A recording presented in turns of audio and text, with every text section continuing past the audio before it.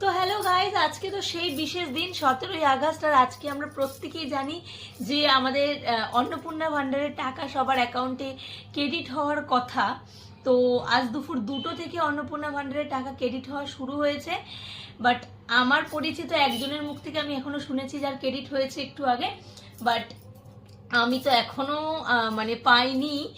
আর ভীষণই কনফিউজ, পাবো কিনা জানি না, কতটা কি হবে বা কিছু। তো তোমরা কারা কারা পেয়েছো, কারা কারা এখনো পাওনি অন্নপূর্ণা ভান্ডারের টাকা, অবশ্যই কমেন্ট করবে। আর